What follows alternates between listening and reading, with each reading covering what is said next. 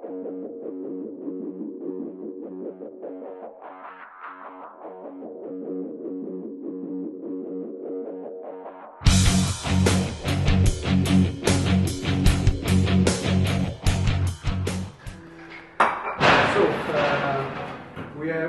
are LostIris.it.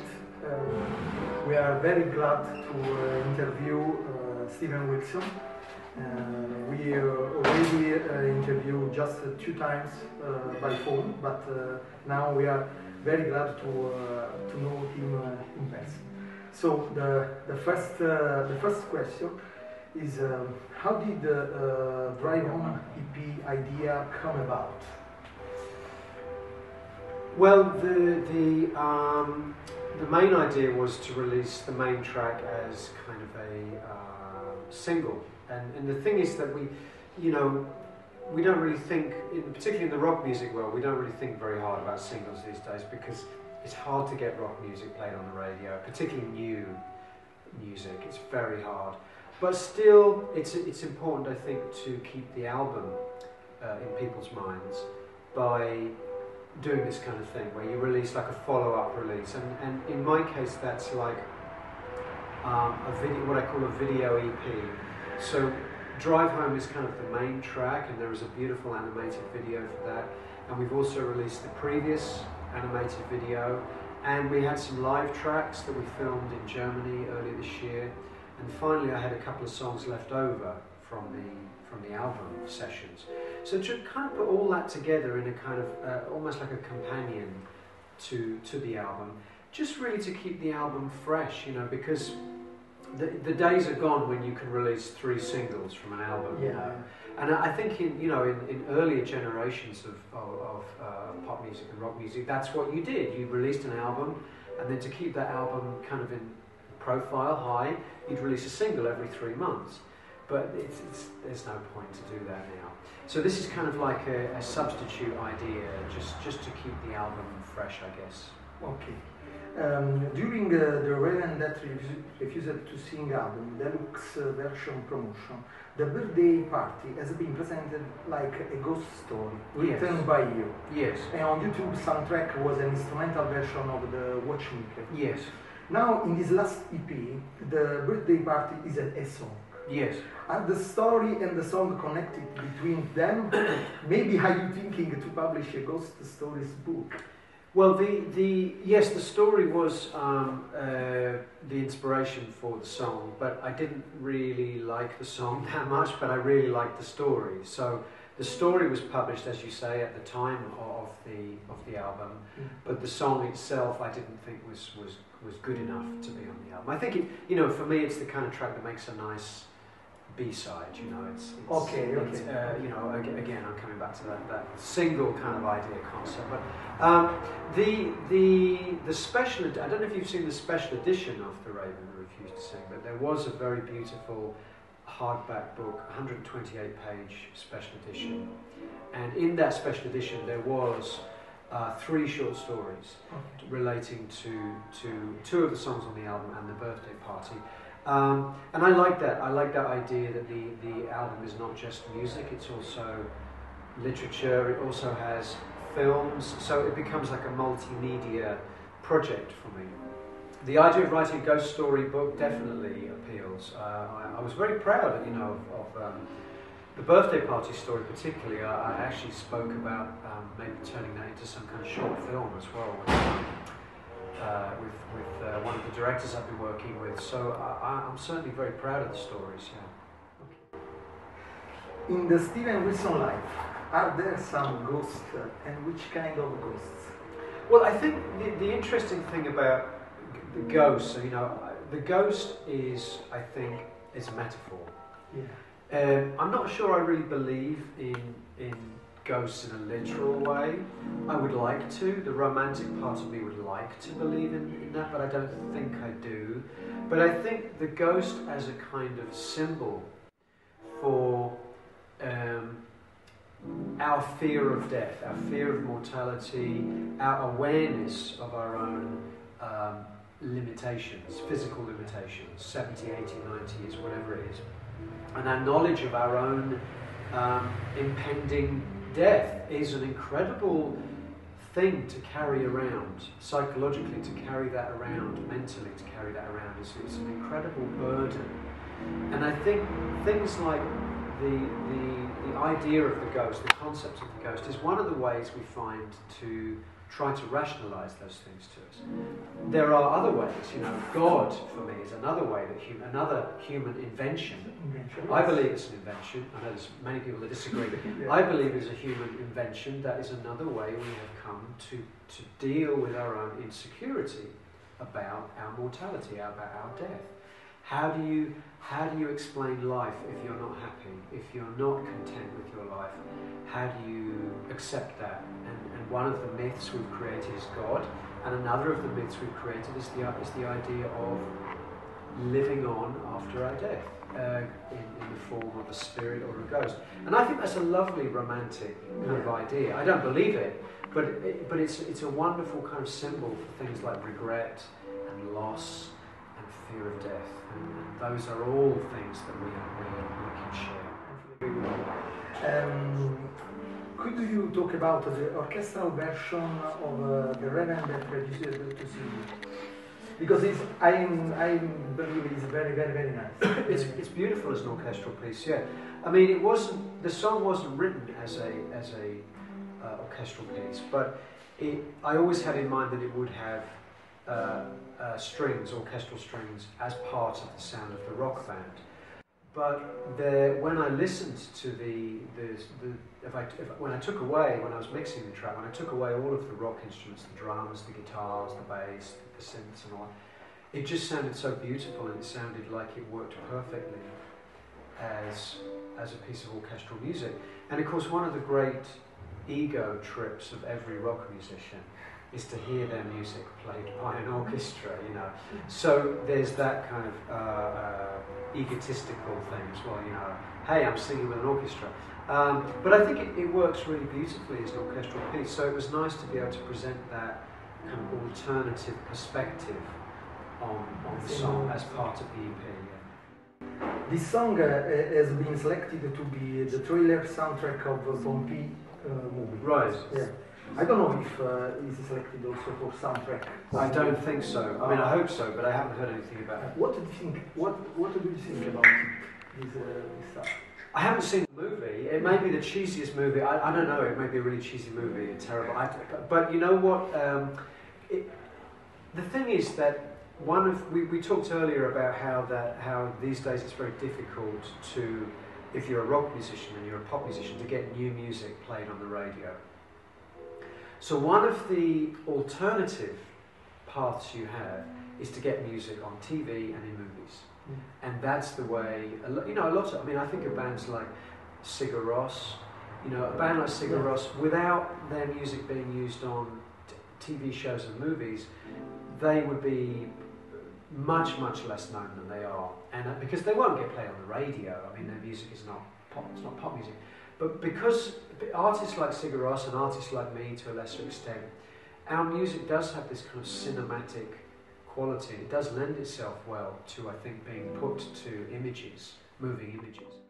So for me, any opportunity like that to get the music used sympathetically with a mainstream movie is artistically quite appealing to me, but more importantly, is a fantastic way for me to bypass the whole, radio MTV thing, which I can't.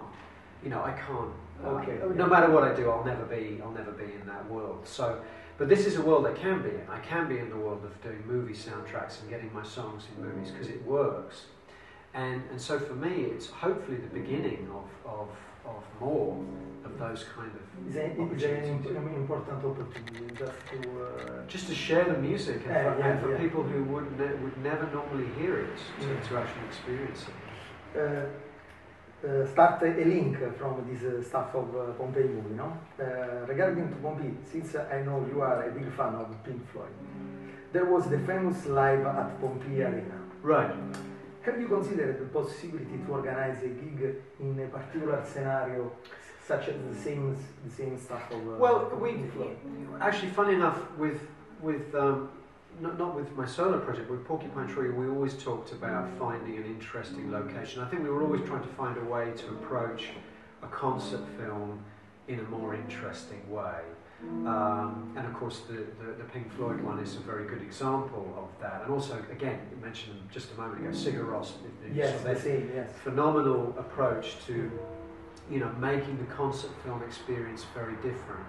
And I would still like to do that, actually, yeah. It's very hard to organise. Yeah. There's lots of logistical issues and stuff. And I guess it's something that's still on my list of things that I want to do, yes. Okay. With this current solo project, Steven Wilson, can we define as an artist and not a simple entertainer? I mean, I mean, with respect, for example, the Porcupine Tree experience, no? Because the Porcupine Tree experience, after a lot of years, when you stay in a band, I believe you become a little bit the slave of a lot of dynamics. Which is, yeah, no, I understand exactly. Which actually is why I stopped with Porcupine Tree, because I actually believed that I got to the point with Porcupine Tree where it was going to start to become and feel like routine.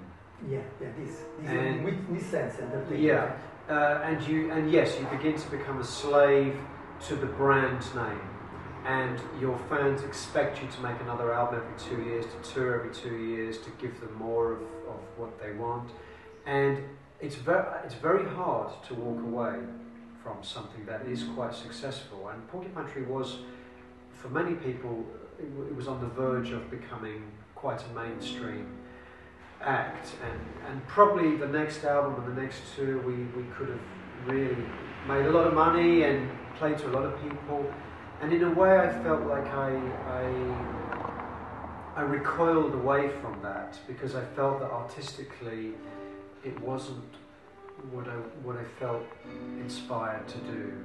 And so in a way I turned my back on that, and I went back to the beginning, and I said, okay, what kind of music do I want to play, and who do I want to play it with, and what kind of show do I want to take out on the road? And it enabled me to pretty much start again, and I think that was quite a selfish thing to do. But I think, you know, you mentioned entertainer and artist, and I think the difference between those two things is the artist is ultimately selfish, and the entertainer is ultimately doing things to please other people. Yeah. And I think that it's important to be selfish as an artist, because in a way, if you're trying to please your fans, you're also patronising your fans. You know what I mean? And I think it's, you know, no one will ever tell me that Picasso painted paintings to please other people. I don't believe it. I don't believe Frank Zappa ever made music to please other people. And these are people I hold up as, you know, kind of icons of, you know, and I think it's hard to be that kind of artist, because you're always in a way turning your back on what is commercially the right thing to do. But I think artistically that's absolutely the definition for me of an artist. So yes, I think your statement is absolutely true. I feel that in being selfish, I'm being true to the conception of being an artist rather than an entertainer, yes. I interviewed Jess Cope for the video about the Reverend that refused to see. You interviewed her? Yeah. Oh wow, cool. I found a very nice person. She's lovely. Yeah. And also I found out through you a very nice art form of art, very particular. Right. Because I watched also other videos. That's amazing. I found out also she has collaborated with Tim Burton for last That's movie. right. So it's very nice.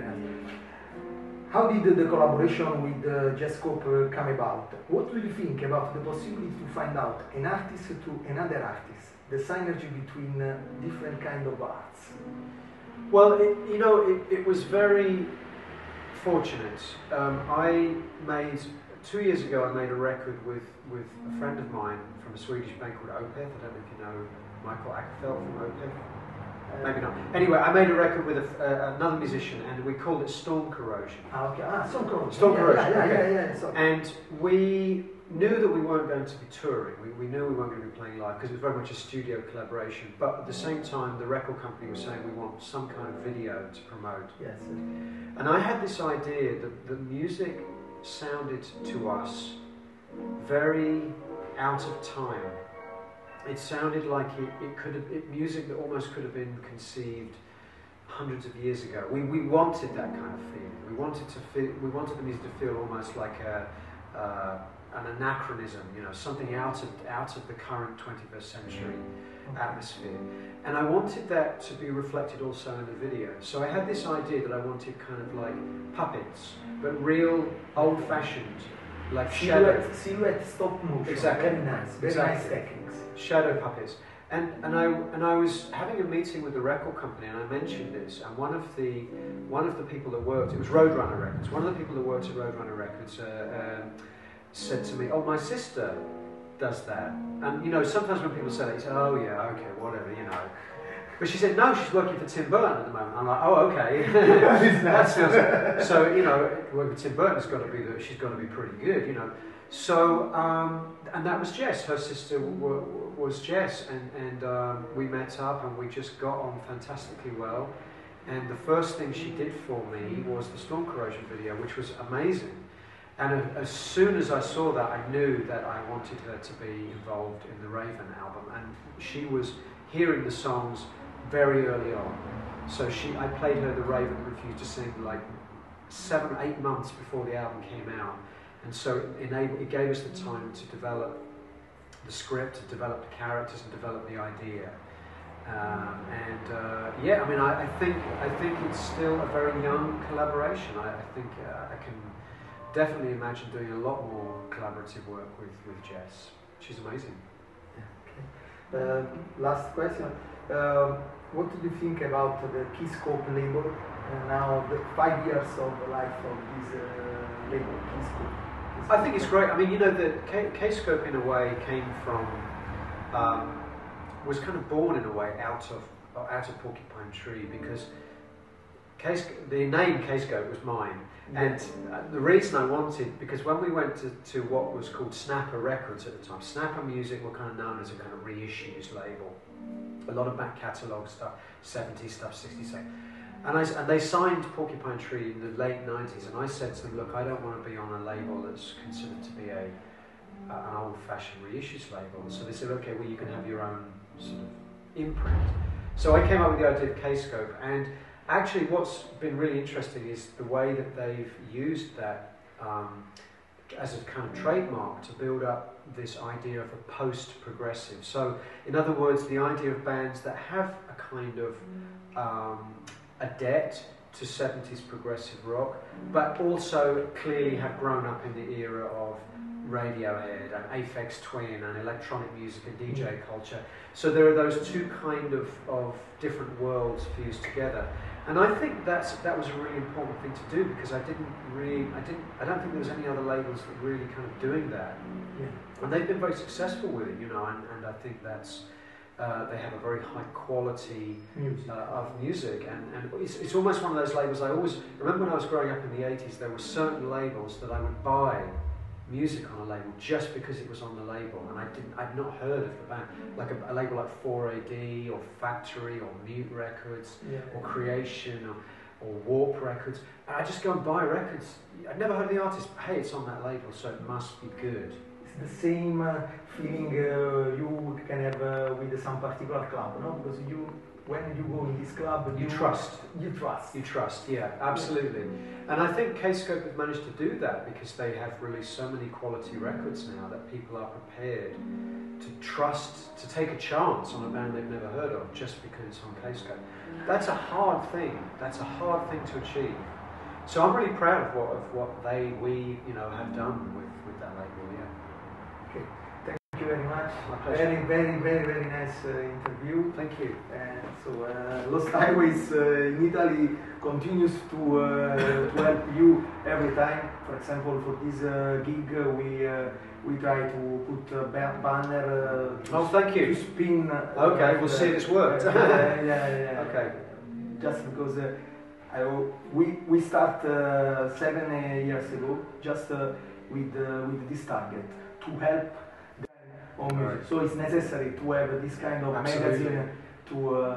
It's hard, so hard to get quality music heard now. Yeah. Because like we were saying in the interview, radio stations don't play No. new rock music. So the pop is not intelligent, no? Because Yeah. in the other interview we talk about this kind of stuff. No? Right. Pop is not intelligent. No, it's Police is pop intelligent, but now yeah. we No, can there's nothing like we that. can listen. So Very depressing. Anyway, well, thanks, man. Thanks.